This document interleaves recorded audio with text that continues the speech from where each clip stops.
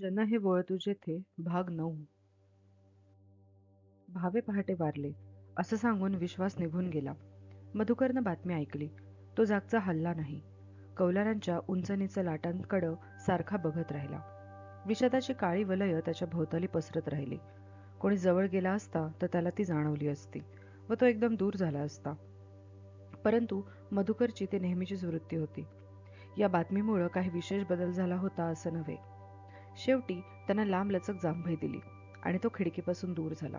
ताणून दिली पाहिजे असं स्वतःशीच पुटपुटत तो जड पावलांनी माळवजाचा जिना चढू लागला. जिन्याच्या टोकावर पोचताच तो थबकला आणि डोळे किलकिले करून बघू लागला. खिडकीचे डोकं टेकवून पाठमोरी सुमा उभी होती. तिची बारीक मान हलत होती. सारं शरीर गदगदत होतं. असं का करते आहे ही?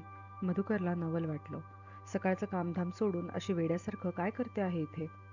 आणि तिचा दाबलेला हुंदका मधुकरला ऐकू आला. म्हणजे ही रडते आहे तर. एकटी इथे येऊन रडते आहे. मधुकर घाबरून गेला. त्याला वाटलं जवळ जावं, तिला धीर द्यावा. कसलं दुःख आहे हिला? बापूंची आठवण काढते आहे की आणखी काही? मधुकर कावराबावरा झाला. दुःख, गुंतागुंतीचं, अगतिकतेचं, पोरकेपणाचं. छे छे. मधुकरनं पाऊल मागे घेतलं. आपण काय सांगणार? आपण सहन करू शकू? तिला मोठेपणानं दिलासा देऊ शकू? छातीचा कोट करून तिला वाचवू शकू? आपण कसे वाचवतो? आपण कसे? प्रेतानं कुठे उठून बसायचं असतं, धावायचं असतं? अशक्य. मधुकरचं मन एकदम तिच्याकडे धावलं. परंतु त्याच्या पायांनी माघारी वळून वेगळा निर्णय घेतला. तो स्वतःचा बचाव करीत एकदम घराबाहेर पडला. रस्त्यावर येताच त्याचं मन बरचसं उल्हासित झालं. मनावरचं वजन सुद्धा दूर झालं. निष्कारणच घाबरलो आपण. बोलली असेल आई तिला. आपण पुढं गेलो असतो तर किती शरमली असती ती. तो आता तरतरीत पावलांनी चालू लागला. एक दडपण दूर झाल्याबरोबर भाव्यांच्या बातमीचं बारीक धुकंसुद्धा आपोआप विरून गेलं. आजारी दिसला खरा. बराच अशक्त झाला होता. वाटलं नव्हतं इतक्या लवकर जाईल म्हणून. दुःख व्हायला हवं आपणाला. बाळमित्रच तो. पण त्याचं आपलं गोत्र कधी जुळलं नाही. लहान माणूस होता. लहान लहान माणसांना बारीक सारीक शहाणपणा सांगणारा. माझ्या प्रत्येक गोष्टीकडं जणू कीव करीत पाहणारा. महानिरस माणूस. कधीच मानलं नाही त्या दीडशाण्यानं आपणाला. ओळखलं नाही. मधुकरला हा विचार विलक्षण बोचू लागला. दुःख व्हायचं काय कारण आहे? जो माणूस दुसऱ्यांना ओळखू शकत नाही, समजू शकत नाही, पण असा अकस्मात गेला कसा? क्षयी होता खरा. वैद्यांचं औषध घ्यायचं, डॉक्टरांना अक्कल नसते असं मत. मृत माणसाविषयी बोलू नये, पण हे आपलं सर्वज्ञ. बदलला होता खरा. मला तर अगदीच ओळखू आला नव्हता. त्याचं त्यालाच माहिती नसावं आपण किती आजारी आहोत ते. पण मी सुद्धा त्याचा चांगलाच सूड घेतला वेळोवेळी. त्याच्या शहाणपणाचा फुगा नेहमी फोडीत राहिलो. अरे, मधुकर यावेळी भावेच्या घरासमोर आपोआप येऊन ठेपला होता. वर्षानुवर्षे तो या घरासमोर येऊन उभा झाला होता. नेहमीच मोठ्यानं हाक दिली होती आणि न चुकता खिडकीतून डोकं दिसलं होतं आणि दिंडी दरवाजातून पिवळट चेहरा बाहेर पडला होता. त्याला नुकतंच नेलं. पिवळ्या धमक चेहऱ्याचे भटजी माहिती देऊन शेजारून निघून गेले. मागून त्यांची शेंडी उडताना दिसत होती. अगदी इतक्यात नेलं. मागं वळून पाहत त्यांनी सांगितलं. मधुकर त्या लगबगीनं जाणाऱ्या आकृतीकडे बघत राहिला. मग त्यानं वर खिडकीकडे पाहिलं. छे, आता डोकवणार नाही. हिंडायला संथपणे टोपी घालून बरोबर येणार नाही. बडबड करताना शांतपणं मान खाली घालून चालणार नाही. भावेच्या घरासमोर पडक्या वाड्याचा एक उद्ध्वस्त उंचवटा होता. मधुकर त्यावर मुकाट्यानं चढून बसला. घरावर जणू पहारा देऊ लागला. एकदम ताण तुटल्यामुळं आपण एका बाजूस एकदम कलंडले आहोत असं त्याला वाटू लागलं. लुळे झालो, अधू झालो असं स्वतःशीच बडबडत शेवटी मधुकर उठला. नाही, तो हिंडायला येणार नाही असं म्हणत तो एका पायावर वजन देऊन लुळालुळात चालू लागला. शांत माणूस, अगदी स्वयंपूर्ण, कुणाची अपेक्षा नसणारा आणि त्याच्याकडं वारंवार जात राहिलो. त्यानं आपणाला क्वचित हाक दिली. आपण आपलं अंतःकरण त्याच्यासमोर नेहमी उघडं केलं. तो स्वतःविषयी क्वचित बोलला. अलिप्त होता, स्थिर होता, निवांत होता. पोटातलं पाणी ढळू न देता गल्लीतल्या गल्लीत जगला आणि न सांगता सवरता आपला निघून गेला. बाजाराच्या गर्दीत आता मधुकर हिंडत होता. गर्दीच्या गडबडीमुळं जणू मेंदूवरचा ताण जरा कमी झाला होता. तो सिगारेटचा धूर सोडीत गर्दी कापीत पुढं निघाला. मुकाट हेटाळणी केली त्यानं आपली, आपल्या भावनांची. माझ्या भरारीला त्यानं नेहमी कमी लेखलं. त्याच्या थंड, निर्विकार वृत्तीमुळे आपला खोलवर अपमान होत राहिला. रुपये आणि पैंचा, चिल्लर विचार केला असता तर त्याच्या लेखी आपण शहाणे ठरलो असतो. आपणाला मानलं असतं. कोती माणसंच व्यवहारात आत्मविश्वासानं जगू शकतात. आम्ही तसे नव्हतो. तो कोता होता, तो गेला. आता काय शिल्लक उरलं? नुसता बारीक नव्हता, कोतासुद्धा होता. भावे कोता होता. या विचाराच्या स्पर्शानं मधुकरला आतल्या आत फार समाधान वाटलं. दूर हिंडून येण्याच्या इराद्यानं तो शहराबाहेरच्या दिशेनं झपाट्यानं चालू लागला. त्यानं तरी काय साधलं? काय साधत असतं?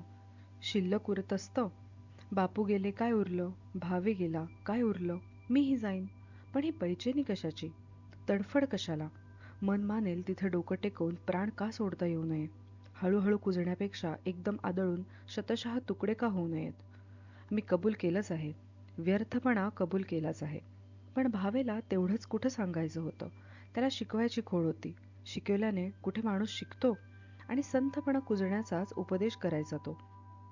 पूर्ण विराम चालेल, परंतु हे नको. हा अधलामधला मार्ग. तो अधलामधला शहाणा भावे. हा शब्द गवसल्याबरोबर मधुकर स्वतःशीच हसला. त्याला पुन्हा तरतरी वाटली. समोर लहानसं दुकान दिसलं. आता त्यानं एक बिडीचा कट्टा घेतला आणि तो बिडीचे झुरके मारू लागला. झुरक्याबरोबर उदासपणाही उडून गेला. आणखी तरतरी वाटू लागली. पण या खातेऱ्यात माणूस जगलाच कसा? श्वासोच्छवास कसा करू शकला? त्याला काहीच नको होतं काय? कसलीच महत्वाकांक्षा नव्हती त्याला? असं कसं असू शकेल?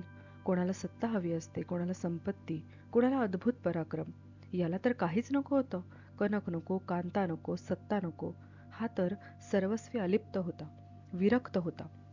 बीडीचे जोरदार झुरके घेत मधुकर विचार करीत होता. कदाचित हेच त्याचं सामर्थ्य असेल. या तुटपुंज्या जगात तो म्हणून राहू शकला असेल. कीव करीत निघून गेला असेल. आणि हेच माझं सामर्थ्य आहे. या गलिच्छ तुटपुंज्या जगाची तो उपेक्षा करीत होता आणि मी तिरस्कार करतो, हेच खरं, हेच खरं. मधुकरला आतल्यात हायसं वाटलं. या ठिकाणी दोन्ही भावे एकाच पातळीवर आले होते. त्यानं समाधानानं बीडीचा जोरदार दम लावला आणि पुटपुटू लागला. म्हणूनच मी त्याला मानित होतो. कबूल केलं पाहिजे. अगदी साफ कबूल केलं पाहिजे. या विचारानं मधुकरला एक सात्विक समाधान वाटलं आणि तो भराभरा पुढं चालू लागला. पण त्याला कधीच काही कळू दिलं नाही यातलं. केवढा आव आणला असता त्यानं. अहंकारीच तो. मधुकर गडगडून हसला. झाडावरचे पक्षी फडफडाट करत उडून गेले. झाडाकडे पाहून थबकला. बुंध्याला टेकून बसला. समोरच्या शेताकडे बघत हसला. या पठ्ठ्यानं त्याला पत्ताच लागू दिला नाही. कोण आव आणला असता? अहंकारीच तो. भावेची पोक्तचर्या आठवून मधुकरला हसू फुटलं. तो हसत सुटला. आता उपदेश करणारा कोणी राहिलाच नाही लेकाचा. आणि मधुकर एकदम थांबला. तडफडून उठला. केसातून जोरात हात फिरवू लागला. दगलबाजी की दोस्त? अकेले अकेले चल दिए. मधुकरनं पाठ फिरवली. तो घराच्या दिशेनं लांब लांब टांगा टाकीत चालू लागला. आज हमारा हमदर्द चला गया, दोस्त चला गया, अब हम नहीं रहेंगे. भावेच नाही तर कोणाशी झगडायचं, कोणाशी वाद घालायचा? वाद संवाद संपला. संदर्भ सुटला. मी लंगडा झालोय. एका पायावर उड्या मारतोय. मी थोटा झालोय. एका हातानं चाचपडतोय. इथं राहून काय करायचं? सगळे लोक पैशाचे. पैसे पाठवायला चुकलो म्हणून सगळ्यांचा राग. 150 रुपये आईच्या हातावर ठेवले तेव्हा ती कोण खुश? विश्वासची मर्जी प्रसन्न. पैसे देऊ नका, सगळे पाठ फिरवतात. आईसुद्धा. मला कोणीच समजू शकत नाही. आपण जाणार, जाणार. घराच्या दिशेनं पावलं टाकत मधुकर आता स्वतःशीच बडबडू लागला. आपण जाणार, जाणार. बराकीत. एकेका कामात स्क्रूसारखा फिट्ट बसणार, आत्मद्रोह करणार. आणि मेरी? मेरी? मधुकरचा चेहरा पांढरा फट्ट पडला. तिमली गेलेली कणिक. पाठीवर बसलेले दणके. भुयारीतला अंधार. उंदरांच्या अंगावरल्या उड्या. बस. I will desert. भाग जाऊंगा. ठाम निश्चय. दगडावरची रेघ. पण कुठं? पण कुठं? हा निर्णय पुन्हा मधुकरच्या पायांनीच घेतला. एका गजबजलेल्या गलिच्छ हॉटेलात तो शिरला. 2 चिंचोळ्या खोल्या जोडून टी आकाराचं हॉटेल. समोरासमोर फळकट, बकाल, अर्धनागर, गावंढळ मंडळींची गर्दी. फेटा जॅकेटवाले, शर्ट पायजामेवाले, विडी सिगारेटवाले सर्व. दगडी कोळशाचा धूर, बिड्यांचा धूर, हॉटेल बॉईजचा हल्ला, लोकांचा खोकाळा. मधुकर गर्दीतून वाट काढीत कोपऱ्यातल्या टेबलमागं जाऊन बसला. तांबरलेल्या डोळ्यांनी भोवताली बघू लागला. चहा मागवला, गटकला. दुसऱ्या चहाची ऑर्डर दिली. नाकातोंडातून धूर काढू लागला, खोकू लागला. गडबड गोंधळामुळं डोकं साफ रिकामं झालं. शून्य बनून नुसता बसून राहिला. खुळखुळ खुळखुळ आवाज झाला. एक ठेंगणं कुत्रं हॉटेल बॉयच्या पायातून वाट काढीत पुढे येऊ लागलं. मागोमाग सदाशिवरावांची बाष्फळ मूर्ती. लोकांच्या पायांना ऊन ऊन श्वास लागताच ते पाय भराभर ओढून घेऊन मांड्या ठोकून बसू लागले. त्यांची मोठी करमणूक झाली म्हणून हसू लागले. सदाशिवराव दाराशीच उभे राहून सारी खोली मिचमिच्या डोळ्यांनी न्याहाळू लागले. मधुकरच्या बाजूला थोडी जागा रिकामी दिसताच अजागळपणा हसत आणि मिल गई जगा असं विजयानंदाने म्हणत ते वाट काढू लागले. मधुकर त्यांच्याकडे पाहत राहिला. मिल गई अशी पुन्हा गर्जना करीत सदाशिवराव मधुकरच्या शेजारी धाडकन येऊन बसले. बसताना खडखडाट करीत खोक्याचं टेबल दूर सारलं आणि मग तेवढाच आवाज करीत ते पुन्हा समोर ओढलं. टेबलाखालून सुलतान उडी मारून त्यांच्या शेजारी येऊन बसला. त्याला जागा करून देताना ते जरा दूर सरले व त्या भरात त्यांनी मधुकरला जरा बाजूस सारलं. काउंटरवरचा मारवाडी धडपडत जवळ येऊन उभा राहिला. पुडिया है क्या? हाँ हाँ है ना साहब, और कुछ? बस. और सेठ जी, हमारे सुल्तान के लिए डबल रोटी भेजो. और कुछ हुकुम साहब? बस, बाद में चाय भेज देना. मारवाडी पुन्हा काउंटरवर जाऊन बसला. सदाशिवरावांनी सुलतानला उचलून आता टेबलावर बसवलं. तो कान उंच करून सर्वांकडे आयटीनं बघू लागला. गावंढळ मंडळी हसू लागली. मधुकर शून्य दृष्टीनं सदाशिवरावांची ही कारवाई बघत होता. सदाशिवराव झपाट्यानं पुरी भाजीचा समाचार घेऊ लागले. पावाचे तुकडे मधून मधून सुलतानसमोर टाकत राहिले. पाण्याचे 2 ग्लास रिचवल्यावर त्यांनी हाक दिली. तो चाय लाना बाई, एक हमारे लिए, एक सुलतान के लिए, असं म्हणून दात घेण्यासाठी ते भोवताली बघू लागले. दाटीवाटीने बसलेल्या लोकांनी त्यांना साथ दिली. मधूनच सदाशिवरावांनी मधुकरकडं उडत्या दृष्टीनं पाहिलं. चहा आल्याबरोबर तुडुंब बशी भरून ती सुलतानसमोर ठेवली. सुलतान लपलप करीत चहा पिऊ लागला. स्वतःसाठी थोडी जागा करून घेण्याच्या उद्देशानं सदाशिवराव बाजूस सरत म्हणाले, रावसाहेब, जरा सरकून घ्या बरं, असं म्हणून ते हसले. मधुकर जरासा दचकला आणि अंग चोरून बाजूस बसला. आओ काकाजी, काफी जगह है, उधर सरक जाना बाबू. बास, अभी और 2-4 बैठ सकते हैं. लोक हसत होते आणि सदाशिवरावांना करून दिलेल्या जागेवर जाऊन बसत होते. मधुकर सदाशिवरावांकडं अधूनमधून पाहत होता. अधूनमधून तो समोरच्या दाराकडे पाहत होता. ती जोड खोली होती आणि तिकडूनही लोकांची वर्दळ होतीच. त्या आडखोलीतून एक व्यक्ती डोकावली आणि सदाशिवरावांकडे नजर जाताच भरकन नाहीशी झाली. जाड भिंगाचा चष्मा व निकर घातलेली एक किरकोळी व्यक्ती. मधुकरला भास झाला. सदाशिवरावांकडे तो रोखून पाहू लागला. सदाशिवराव सुलतानच्या पाठीवरून हात फिरवत होते. खा, आणखी खा बेटा, असं म्हणत त्याच्या तोंडात उरलेल्या पुऱ्या खुपशीत होते.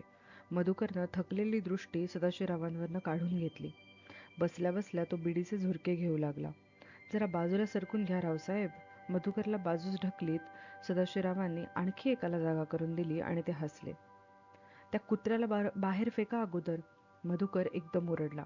लोक दचकले आणि त्याच्याकडे बघू लागले. मधुकरच्या तोंडची मराठी भाषा ऐकून सदाशिवराव जणू अगदी खुश झाले. रागवले नाहीत. समजुतीच्या स्वरात म्हणाले, कशाला उगाच ओरडता रावसाहेब? त्यानं काय केलंय, कसला त्रास दिलाय आणि बुद्धी नाही असं समजू नका बरं का त्याला. माणसापेक्षा जास्त चलाख आणि पुन्हा भरीला इमानी. भोवतालच्या लोकांना सदाशिवरावांचा तो सौम्य आवाज मनापासून पटला. भाषा समजत असल्यासारखे ते सुलतानचं पुराण लक्षपूर्वक ऐकू लागले. त्यांच्याकडं अधूनमधून कौतुकानं बघू लागले. मधुकरला उबग आला. त्याने डोळ्यांसमोर वर्तमानपत्र धरलं नि तो धुराचे भपकारे सोडू लागला. सदाशिवरावांनी नेव्हीचा डगला ओळखला. ते पुन्हा पुन्हा मधुकरकडं पाहू लागले. मधुकरनं मोठ्यानं ओरडून ऑर्डर दिली, बॉय, एक कप चाय और लाना. त्यानं पुन्हा वर्तमानपत्रात डोकं खुपसलं. सदाशिवराव आता वर्तमानपत्रात डोकावू लागले. तारा कापतायत, पोस्ट ऑफिस जळतायत. सदाशिवराव हळूच पुटपुटू लागले. हातातलं वर्तमानपत्र फाडकन बंद करून मधुकर कवळ्यावर आठ्या घालून त्रस्त नजरेनं त्यांच्याकडे बघू लागला. मग तो समोरचा चहा पिऊ लागला. नुसती मेंढरं, खरं की नाही? कोण? आपले लोक आणि काय. तारा काय कापतात, इमारती काय जाळतात. टॉमी गन्सचा मारा सुरू केला की ढुंगणाला पाय लावून मधुकर एकदम धडपडून उभा झाला. हातातलं वर्तमानपत्र सदाशिवरावांच्या तोंडावर हाणलं आणि थरथर कापत म्हणाला, उठता की देव बाहेर फेकून तुम्हाला आणि तुमच्या कुत्र्याला. सदाशिवराव खो करून हसू लागले. मधुकरचा चेहरा खरकन उतरला. चहाचा कप उचलून तो शेजारच्या चिंचोळ्या खोलीत निघून गेला. मागं प्रचंड हशा पिकला. ही खोळी जवळपास रिकामीच होती. इथं मंद उजेड होता. अगदी पलीकडच्या टोकाशी खुर्चीत पायाची जुडी करून तो जाड भिंगवाला माणूस वर्तमानपत्रात दडला होता. चहाचा कप घेऊन आत येणाऱ्या मधुकरकडे लक्ष जाताच तो अधिकच संकोचला असावा. उभ्या उभ्या चहा घशात ओतून मधुकर पुन्हा ओरडला, ए बॉय, एक कडक चाय और. त्यानं आता खिशातून पासिंग शोचं तिकीट काढलं. सिगारेट शिलगवताना हातातला लायटर थरथरत होता. पलीकडच्या खोलीतून सदाशिवरावांचं 7 मजली हास्य ऐकू येत होतं. ते कोणाला तरी समजावून सांगत होते. मैंने कुछ नहीं कहा भाई, गरम खून ठहरा, नाराज भी जरूर होंगे. मग अनेकांचं मठ्ठ हास्य. मधुकर पेटला, विझला आणि दारापासून शक्य तितक्या दूर त्या चष्मेवाल्याच्या जवळ येऊन बसला. सुन्नपणे समोर बघू लागला. जाड भिंगावाल्याचे पाय फार बारीक दिसत होते. अंगात खादीचा डगला आणि निकर होती. वर्तमानपत्र आडून तो अधूनमधून मधुकरकडे पाहत होता. काही वेळानं त्यानं वर्तमानपत्र तोंडासमोरून दूर केलं आणि मधुकरशी बोलायच्या इराद्यानं तोंड उघडलं. आणि दुसऱ्या क्षणी त्याचं भलं मोठं डोकं पुन्हा वर्तमानपत्राआड गपकन दडलं. दाराच्या चौकटीत सुलतानची साखळी हातात धरून सदाशिवराव उभे होते. ते मोठ्यानं हसले. मधुकरनं दचकून समोर पाहिलं. त्याच्या अंगावर उगीचच्या उगीच शहारे आले. माफ करा मधुकरराव, उगीच रागवलात तुम्ही. अहो, आम्ही मागासलेली माणसं, तिकडची मुंबई पुण्याकडची नव्हे. मुंबईकरांची रीतभात मला कशी ठाऊक असणार. सदाशिवरावांची दृष्टी कोपऱ्याकडे गेली. ते जरा थबकले. वर्तमानपत्राबाहेर फक्त केसच डोकवत होते. मग ते पुढे म्हणाले, बरं आहे मधुकरराव, पुन्हा भेटू. असं म्हणत सदाशिवरावांनी पाठ फिरवली. मधुकरच्या अंगावर पुन्हा काटे आले. वर्तमानपत्र अखेरीस दूर झालं. एक भला मोठा निस्तेज चेहरा प्रकट झाला. तो माणूस कुतूहलानं आणि तिरळ्या अधू नजरेनं मधुकरला निहाळू लागला. तो अलगद उठला आणि खोलीच्या दारापाशी जाऊन पलीकडे डोकावू लागला. निकरमधून बिडीचं बंडल काढलं आणि त्यानं उभ्या उभ्या ती शिलगावली. त्या व्यक्तीच्या सर्वच हालचाली अलगद होत्या, निशब्द होत्या. प्रकाशाच्या अभावामुळे निस्तेज पांढुरकी बनते तशी त्याची कातडी होती. जणू तो अनेक वर्ष भूमिगत राहिला होता. कोपऱ्यात दडण्याची, प्रकाशात उघडपण न येण्याची सवय त्याच्या अंगवळणी पडलेली दिसत होती. त्यानं बिडी शिलगावताच क्षणभर त्याची धाडसीने बेरकीचर्या उजळून दिसली. माफ करा, जरा हे वर्तमानपत्र. मधुकरच्या हाताखाली एक वर्तमानपत्र होतं. ते ओढीत तो चष्मेवाला म्हणाला. मधुकरनं हात नुसता उंच केला. वळून पाहण्याची सुद्धा तसदी घेतली नाही. चष्मेवाला पुन्हा बातम्या न्याहाळू लागला. मग मधुकरच्या दंडाला स्पर्श करीत तो उद्गारला, त्याला ओळखता तुम्ही? मधुकर भानावर आला. त्रस्त मुद्रेनं चष्मेवाल्याच्या कावेबाजपणे हसणाऱ्या चेहऱ्याकडे पाहू लागला. त्याच्या चेहऱ्यावरील शून्यता हळूहळू निवळत गेली. काय म्हणालात? त्या गृहस्थाला ओळखता तुम्ही? कोणता गृहस्थ? बुचकाळ्यात पडून मधुकर विचारू लागला. सदाशिवरावांना जणू तो अजिबात विसरला होता. तो कुत्रं बाळगून फिरणारा. अच्छा, तो असेल कोणीतरी. सिगारेट टेबलावर रगडून विझवीत मधुकरनं उत्तर दिलं आणि त्यानं पुन्हा पुकारा केला, बॉय, एक कप कडक. मधुकरनं मागं डोकं टेकलं आणि डोळे मिटून घेतले. चष्मेवाला काडीनं दात कुरीत विचार करू लागला. मग जरा वेळानं खाकरून त्यानं पुन्हा प्रश्न केला, तुम्हाला ओळखत होता तो? मुंबईहून तुम्ही आलात असं म्हणाला. आलं तुमच्या लक्षात? कोण? तोच तो कुत्रं घेऊन फिरणारा इसम. मधुकरनं सावकाश त्या व्यक्तीकडे पाहिलं. मधुकरचे उदास डोळे पाहून चष्मेवाला जरा चपापला. न राहून त्यानं पुन्हा विचारलं, सहज विचारलं, नेव्हीत असता? होय. कोणत्या जहाजावर? HMS जमना. अच्छा. दोघे गप्प बसून राहिले. बिडीचा धूर सोडीत राहिले. तुमच्या पाळतीवर होता. तुमच्या चळवळीशी संबंध आहे का? चष्मेवाल्यानं स्पष्टच विचारलं. मधुकर स्वस्थ बसला होता. त्यानं उत्तर दिलं नाही. काही वेळानं मधुकर एकदम उठला. मिस्टर, इथे मिळू शकेल थोडीशी? चष्मेवाला गोंधळला. हा भलताच माणूस तर नव्हे. हवी तितकी, पण यावेळी? मग त्याला जणू अर्थबोध झाला. आपल्याला काहीतरी सांगायचं असावं याला. फक्त ठर्रा मिळेल, चालेल? जरूर. उठा तर मग. चलो. चष्मेवाल्यानं झोळणा गळ्यात अडकवला. मधुकरनं जाऊन पैसे दिले. चला, या आतल्या दारानं. ते एका अंधाऱ्या खोलीत आले. लठ्ठघोशी तुरतुरू पळत होत्या. कुबट दमट वास. मधुकरनं रुमाल काढला, नाकाला लावला. ते एका अंधाऱ्या बारक्या गटार गल्लीत निघाले. जेमतेम एक माणूस जाईल अशी आकाशाला भिडलेली उंच गल्ली. मधोमध वाहणारी गटारं. चष्मेवाला विष्ठेवरून सराईतपणा उड्या मारीत चालला होता. संभल के भाई, तो सूचना देत होता. हा कुठला रस्ता?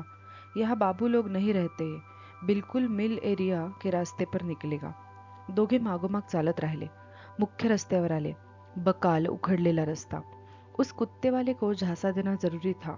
मग चष्मेवाला थबकला. हां, काय बोलायचं ते बोला. मी जगदीश, कॉम्रेड जगदीश. आणि दारू पिऊ नका. हम सब पी सकता है. जणू चष्मेवाल्याच्या लक्षात चूक आली होती. मनाशीच हसला. कधीकधी कंपनीची ओढ कार्यकर्त्यांनाही सतावीत असते. कदाचित त्याच्या बाबतीत तेच घडलं होतं. म्हणून जगदीश मधुकरबरोबर चालत राहिला. दोघे अंधाऱ्या गुत्त्यात शिरले. लाल भडक डोळ्यांचा गलमुच्छेदार मालक काउंटरवर बसला होता. जगदीश सराईतासारखा त्याच्याशी बोलून पुढं गेला. दोघं बाकड्यावर बसले. काचेच्या ग्लासात पांढरा शुभ्र ठर्रा अन शेवगाठीयांची प्लेट पुढे आली. सोडा टाकून घोट घ्यायला आणि शेव फकायला मधुकरनं सुरुवात केली. सावंतला ओळखता? मधुकर तांबरलेल्या नजरेनं जगदीशकडे पाहू लागला. सावंतला ओळखता? तुमच्या जहाजावरच आहे तो. मधुकर अर्थबोध न झाल्यासारखा घोट घेत राहिला. ए, असा विचित्र उद्गार काढून मधुकर स्वस्थ बसला.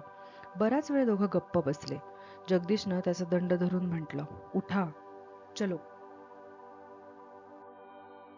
बाहेर आल्याबरोबर गार वारं लागलं. जगदीशनं झटकन मधुकरला हात दिला. अरे हटाव, 2 घोटांनी काय होतंय? क्या समजते हो मुझे? सावंतचं पत्र आलंय मला. अच्छा? भुवया चढवून मधुकर बघत राहिला. एकाकी जगदीशच्या गळ्यात हात टाकीत तो म्हणाला, आज हमारा दोस्त मर गया. शानदार आदमी था. मुझ पर मेहरबान था. गळ्याभोवतालची मिठी थंड सफाईने सोडवून जगदीशनं विचारलं, कोण? भावे नाम था उसका. अरे, वो ड्राइंग मास्टर? कौन कहता है उसे ड्राइंग मास्टर? जबान खींच लूंगा. मधुकर एकदम संतापून म्हणाला. अवलिया कहो, फकीर कहो. जगदीश चष्म्यातनं उपहासानं हसला. लाल डोळ्यांनी जगदीशकडे पाहत मधुकर उसळून सांगू लागला, मेरा दोस्त झूठ कभी नहीं बोला. झुककर चलता था, नरमी से बात करता था, लेकिन एकदम सोला आणि सच बात. अब ऐसा मेहरबान कहाँ मिलेगा? मधुकरच्या डोळ्यातून अश्रू वाहू लागले. जगदीशनं कुतूहलानं मधुकरच्या चेहऱ्याकडे डोकावून पाहिलं. त्यानं हुकमी आवाजात दडावून म्हटलं, बको मत, होश में आओ, चलो मेरे साथ.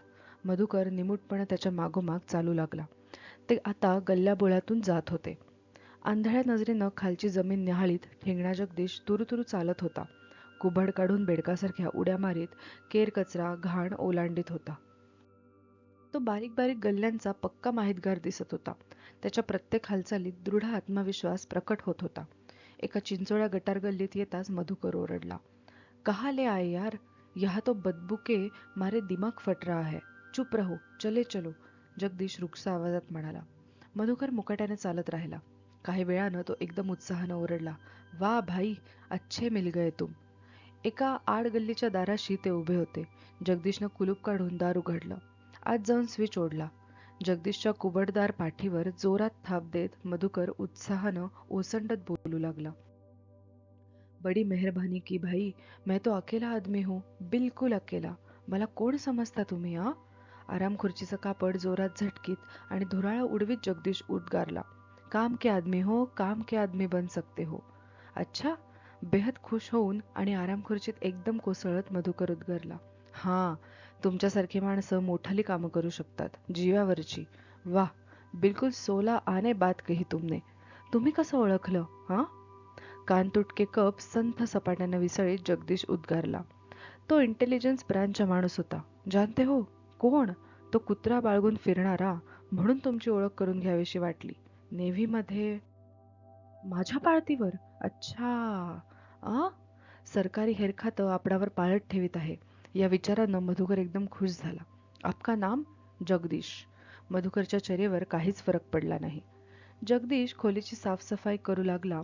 कळकट उशी, मळकट सतरंजी त्यानं गुंडाळून ठेवली. सुरईतलं पाणी मोरीत ओतून ताजं पाणी भरलं. तुटक्या स्टुलावरचा टिफिनचा डबा मोरीवर नेऊन ठेवला. स्टोव पेटवून आधण ठेवण्याच्या तयारीस लागला.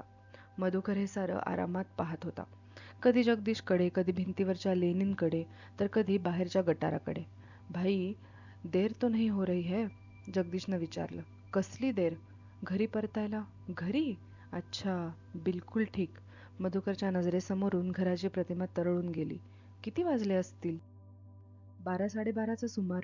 जेवायची वेळ झाली असेल तुमची. जेवायची? जाऊ, घरी सुद्धा जाऊ. मधुकर खुर्चीबाहेर पडायला धडपडू लागला. त्या झोळण्यातून बाहेर पडणं सोपं नव्हतं. खुर्चीचे दोन्ही कठडे धरून तो उठण्याचा प्रयत्न करू लागला. बसा, काय गडबड आहे इतक्यात? चहा चढवा एक. ठीक. मधुकर पुन्हा आराम खुर्चीत बसून राहिला. काय?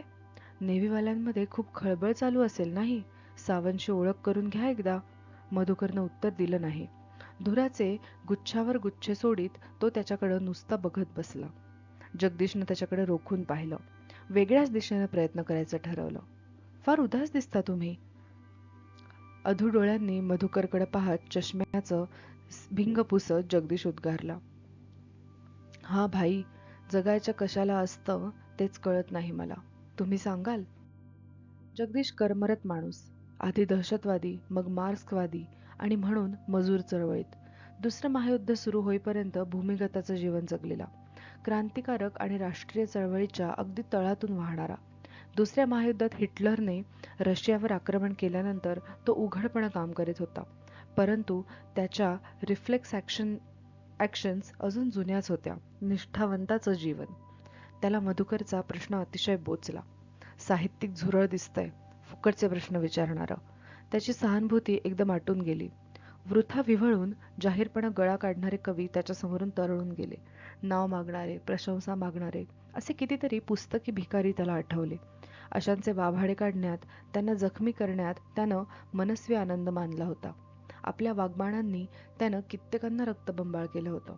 मधुकरच्या या प्रश्नानं जणू कुठेतरी आतून अपमान झाला होता आणि त्यामुळे जगदीश तुच्छतेनं मधुकरकडे पाहत होता. कशाला जगायचं असतं जगदीश? मधुकरनं उत्कट अजिजीनं विचारत होता. जगदीश विचार करू लागला. नाही, हा खरोखरच घाबरलेला आहे. माणूस सच्चा आहे, बेगडी दिसत नाही. वेल, हा प्रश्न असा मांडण्यापेक्षा अशी आडवळणं नकोत, रोख उत्तर द्या. मधुकर अगदी निकरावर येऊन उचंबळून बोलू लागला. मरून का जाऊ नये सांगा. या जगात माझ्यासाठी आहे काय? माझी आकांक्षा, माझी झेप, माझी स्वप्न. मधुकरचा मूड एकदम बदलला होता. चेहरा निराशेनं काळवंडून गेला होता. झेप, आकांक्षा, स्वप्न हे शुद्ध साहित्यिक शब्द. अशा लोकांना सक्त मजुरीसाठी सायबेरियात पाठवलं पाहिजे, बेदम मार दिला पाहिजे, असं जगदीश थट्टेत म्हणत असे. स्वतःचं कोडकौतुक करणारे साले साहित्यिक. मधुकरच्या चेहऱ्यावरील यातनांच्या रेषा इतक्या स्पष्ट होत्या की बेदम मार देण्याचा विचार मात्र जगदीशच्या मनाला यावेळी शिवला नाही. स्वप्न? कोणती तुमची खास स्वप्न? जगदीश हेटाळणीच्या स्वरात म्हणाला. शब्दात नाही सांगता येत. ऐकले आहेत का या ओळी? मैं वह धनु हूँ जिसे साधने में प्रत्यंचा टूट गई है. स्खलित हुआ है बाण यद्यपि ध्वनि दिक दिगों में घूम गई है. या ओळी मधुकरनं मोठ्या आवेशानं म्हटल्या. जगदीश उपहासानं हसला. ओ, प्रचंड अहंकार. साहित्यिकांचा हा दुसरा रोग. अहंकार किती विविध रूप धारण करतो. हे मध्यमवर्गीय, प्रसंग आला की शेपूट घालणारे, त्याची पुन्हा समर्थन देणारे. जगदीशचं तोंड कडू जहर होऊन गेलं. एक जुनी घटना आठवली. कॉलेजचा एक सुखवस्तू स्वप्नाळू तरुण भूमिगतांशी संबंध ठेवायचा, पोलिसांना हुलकावण्या द्यायचा. त्याला मोठं भूषण वाटायचं या गोष्टींचं. सुखवस्तू संस्कृतीला क्रांतिकार्याची झळाळी दिल्यानं त्याच्याबद्दल लोकांना फार आकर्षण वाटायचं. मोठा लोकप्रिय बनला होता तो. भूमिगतांची धरपकड झाली. अगोदर तो आणि आपण असे दोघेच पकडले गेलो होतो. आपल्याबरोबर त्यालाही हातकड्या पडल्या होत्या. दोघांना जवळजवळच्या खोल्यातच बंद करण्यात आलं होतं. मधोमध फक्त एक भिंत होती. आपण त्याला मोठ्या मोठ्यानं ओरडून सांगत होतो, रामगोपाल हिम्मत हारना नाही. त्याला दररोज संध्याकाळी आपल्या पिंजऱ्यासमोरून सब इन्स्पेक्टरच्या खोलीत नेण्यात येत होतं. तास दीड तासानं तो परतायचा. चौकातल्या मंद उजेडात त्याची चर्या स्पष्ट दिसत नसे. पहिल्या दिवशी तो परत आला तेव्हा आपण नारा दिला, इन्कलाब जिंदाबाद. पहारेकराला एकदम उखडला होता. चुप बैठ, मुंह में संगीन ठूस दूंगा. तो शिपाई रामगोपालला समजावून सांगत होता. आप इनकी बातों में मत आना बाबूजी, ये लाल डगले वाले कुबडा बडा बदमाश है. समोर आलेलं ताट आपण लाथांनी ठोकरून दिलं होतं. गजांना धरून आपण मोठमोठ्यानं ओरडत राहिलो, इन्कलाब जिंदाबाद. 2-3 दिवस उपाशी राहणं आपल्याला सहज शक्य होतं. मग अन्नात सुधारणा झाली होती. फेऱ्या घालणारा एक शिपाई डोकावून म्हणाला होता, क्यों फजूल चिल्लाते हो बाबूजी, सिगारेट पानी सब मिलेगा, शाम तक ठहर जाइए. थानेदार बडा जालिम आदमी है. शिपायानं सूचना दिली, बिडी बुझा दो, ठाणेदार आ रहा है. दैत्यासारखा बूट वाजवीत ठाणेदार आला. रामगोपालाच्या गजांसमोर उभा राहून म्हणाला, लडके सोच लिया. इस काने कुबेड़ी की बातों में मत आना, बडा खतरनाक है, पुराना सजायाफ्ता है. आपल्याला काणा म्हटल्याबद्दल मात्र मनस्वी दुःख झालं होतं. मुद्दाम बेरकी चेहरा करून आपण छद्मीपणे हसलो होतो. ओरडून म्हणालो होतो, क्यों सता रहे हो गरीब को, कुछ नहीं जानता वो, क्या बताएगा. ठाणेदार शिव्या देऊ लागला. फरशीवर बूट आपटू लागला. ठहर जा बदमाश, अभी तेरी खबर लेता हूँ. मार मार कर चमड़ी ना उधेड़ दूं तो नाम का रहीम खा कोतवाल नहीं. कौन कहता है आप रहीम खा है, आप नाम जालिम खा होना चाहिए. जालिम खा, हा हा हा. शिपाई अंधारात हसत होता. रहीम खा चवताळला, शिव्या देऊ लागला. मग रामगोपालच्या गजांशेजारी जाऊन म्हणाला, हाँ तो लड़के, अच्छी तरह सोच ले. तेरी माँ बाहर बैठकर रो रही है, पिताजी बाहर बैठे हैं, उन्हें तो दाने दाने को मोहताज होना पड़ेगा. इस कुबड़े की बातों में ना आना. मग शिपायाला हुकूम दिला, ले जाओ इससे थाने में. रामगोपाल खाली मान घालून निघून गेला. रात्री 9-10 वाजता तो परत आला. सामसूम झाल्यावर त्याला हलक्या आवाजात हाक दिली, रामगोपाल, रामगोपाल. उत्तर आलं नाही.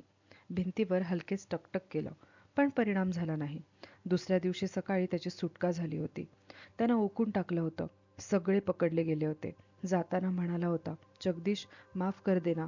मला आई वडील आहेत, बहीण भावंड आहेत. तुम्ही फकीर आहात. तुमच्यासाठी रडणारं कोणी नाही. माफ करा जगदीश. रामगोपालचा कापरा अश्रुसिक्त आवाज अजून ऐकू येत होता. नाही, त्याला आपण कधीच माफ करू शकलो नाही. आपलं मन कडू जहर होऊन गेलं होतं. त्या उथळ भावूक पोरानं सहज जाता जाता अपमान केला होता आपला. कशाचा अपमान होता तो? तुम्ही कवी आहात काय? जगदीशनं मधुकरला विचारलं. होय, मध्यंतरी विसरलो होतो मी हे. आता पुन्हा जाणवतं आहे. मी स्वतंत्र आहे, गगनविरही आहे. स्वातंत्र्य? कुठलं? कसलं? सर्व बंधनापासून.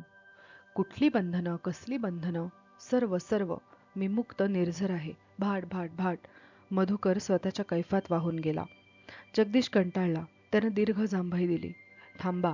जगदीशचा दंड जोरात धरून त्याला आडवीत मधुकर उद्गारला. थांबा, वाक्य पुरं करू द्या. या स्वैर भरारीतच माझं वास्तविक समाधान आहे, मोक्ष आहे. मधुकर कैफात होता. उत्साहाच्या शिखरावर होता. परंतु त्याच्या पोटी यातनेचा पीळ होता. जगदीशनं पुन्हा जांभई दिली.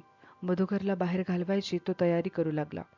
वैसे काम का आदमी हो सकता है. स्वतःला दिपविण्यासाठी हा आनंदानं फासावर जाईल, याचा उपयोग करता येईल. आणि जणू निरोप देत तो म्हणाला, उत्तम उत्तम. ही काही पुस्तकं घ्या आणि वाचा. मधुकर पुढं काही पुस्तकं सारीत जगदीश उद्गारला. लेकिन संभल के, बेकायदा आहेत. 6 महिने खडी फोडावी लागेल. बेफिक्र रहिये, बेफिक्र. उत्साहानं पुस्तक ओढून घेत आणि बेफिक्रीनं बगलेत मारीत एकदम उठून उभा राहत तो उद्गारला, पोलीस वालों को खूप नचा नचा सकता हूं मैं. उत्साहाच्या लाटेवर तरंगत मधुकर एकदम खोलीबाहेर निघून गेला. फिर से मिलिये. मागं वळून न पाहता झपाट्यानं पुढे जात मधुकर उद्गारला, जरूर जरूर. भाग 9 समाप्त. आता आपण याचा सारांश बघूयात. 9व्या भागामध्ये मधुकरच्या शोकांतिकेचा आणि त्याच्या संघर्षाचा आपल्याला एक जाणीव होते. ठीक आहे. म्हणजे 9वा जो भाग आहे तो मधुकरची शोकांतिका आहे, कारण की त्याचा जो मित्र आहे, भावे, तर तो आता ह्या जगात नाहीये, आणि त्याचा वैचारिक संघर्ष.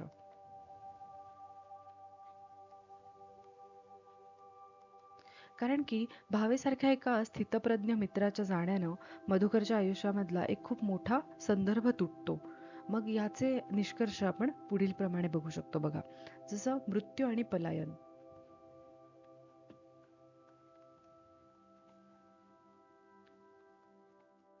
म्हणजे काय की भावे पहाटे वारल्याची बातमी मधुकरने ऐकली. मग त्याला खूप धक्का बसला. पण सुरुवातीला आपल्याला असं वाटत नाही की त्याला धक्का बसला. मग त्याने सुमाला रडताना बघितलं, आणि असं बघितल्यानंतर तो तिथनं पळ काढतो. मग हे त्याचं भावनिक पलायन झालं. तो भावनिकदृष्ट्या इतका खचला की तो तिथनं पळून जातो. मग हे दुःख त्याला व्यक्त करता येत नाही, आणि दुसऱ्यांना धीर देण्याची ताकद सुद्धा त्याच्यामध्ये नाहीये, असं आपल्याला इथे जाणवतं. ठीक आहे. मग भावे सरांचा कोतेपणा जे तो म्हणत असतो.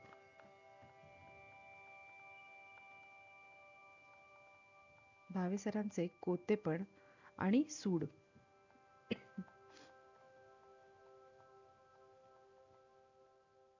तर बघा, मधुकर स्वतःच्या मनाची अशी समजूत घालतो की भावे कोता होता. कोता म्हणजे काय की अरुंद विचारांचा.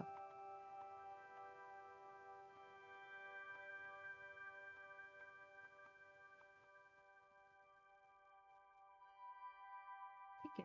मग तो म्हणतो की त्याने मला कधी ओळखलंच नाही. पण प्रत्यक्षामध्ये जेव्हा तो भावेच्या घरासमोर उभा राहतो, तेव्हा त्याला असं जाणवतं की तो आता त्याचा चेहरा परत खिडकीतनं दिसणार नाही. मग तो म्हणतो की मी लंगडा झालोय, मी थोटा झालोय. म्हणजे काय की ही त्याची एका पद्धतीची कबुली आहे की तो भावेला आठवत राहणार. मग सदाशिवराव मग सदाशिवराव जेव्हा येतो, आणि त्यांचा जो इंटेलिजन्स आहे, तर त्याची जी धास्ती आहे, तर हॉटेलामध्ये सदाशिवरावांना पाहिल्यानंतर मधुकरच्या मनामध्ये एक असुरक्षिततेची भावना निर्माण होते.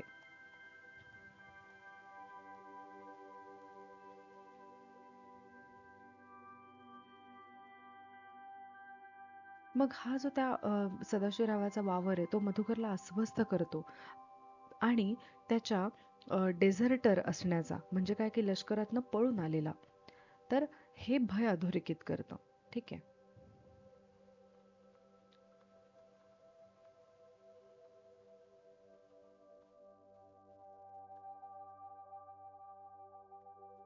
मग चौथं काय आहे, तर त्याची जगदीशची भेट होते.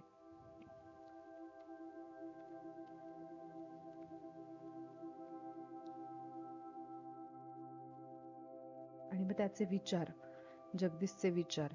तर मग जेव्हा त्याची जगदीशची भेट होते, तेव्हा त्याला कळतं की जगदीश हा कोण आहे, तर मार्क्सवादी आहे. मार्क्सवादी आणि वास्तववादी कार्यकर्ता आहे. मार्क्सवादी म्हणजे लेफ्टिस्ट असं म्हणता येईल, डाव्या विचारसरणीचा. मग मधुकर ची जी भाषा असते अशी स्वप्नाळू आणि साहित्यिक जी भाषा असते, तर तिला जगदीश तुच्छ मानतो. जगदीशला असं वाटतं की मधुकर सारखी जी माणसं असतात ती स्वतःच्या अहंकारात जगतात, आणि मग तो विचार करतो की ह्या जगदीशचा चळवळीसाठी कसा उपयोग करून घेता येईल. ठीक आहे. मग मग हा जो अहंकार आहे, तर अहंकाराचे विसर्जन की स्वीकार.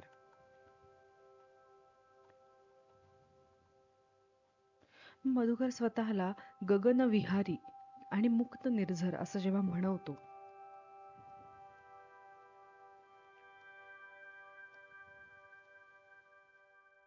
मुक्त निर्झर, मग त्याला या सगळ्या बंधनांपासून मुक्त व्हायचंय, आणि जगदीशनं दिलेली जी बेकायदेशीर पुस्तकं आहेत, तर ती तो स्वीकारतो, उत्साहानं ते स्वीकारतो, आणि तो म्हणतो की मी पोलिसांना नाच नाचवणे जाणतो. मग हा त्याच्या जगण्याचा आता एकमेव उद्देश उरला आहे, असं आपण म्हणू शकतो. मग सगळं बघायचं झालं तर आपल्याला काय दिसतं की मधुकरच्या मनातल्या ज्या भावना आहेत, तर त्या विचार असे छोटे छोटे पार्ट्स आहेत त्याचे फ्रॅगमेंट्समध्ये, म्हणजे विचार शृंखलेमध्ये आपल्याला दिसतात. मग भावे सरांच्या रूपानं त्याला त्याचा बौद्धिक आधार संपला होता आणि मग आता काय होतं की जगदीशसारखा एक क्रांतिकारी विचारांचा माणूस त्याला भेटतोय आणि मग त्या विचारांच्या आहारी जाऊन स्वतःचा विनाश ओढवून घेण्याच्या मार्गावरती आता सध्या मधुकर आहे. मग त्याच्यासाठी स्वतःला सिद्ध करण्याचा एक अहंकार जास्त आहे असं आपल्याला इथे दिसतं. ठीक आहे, तर हा होता पूर्ण भाग 9वा. धन्यवाद.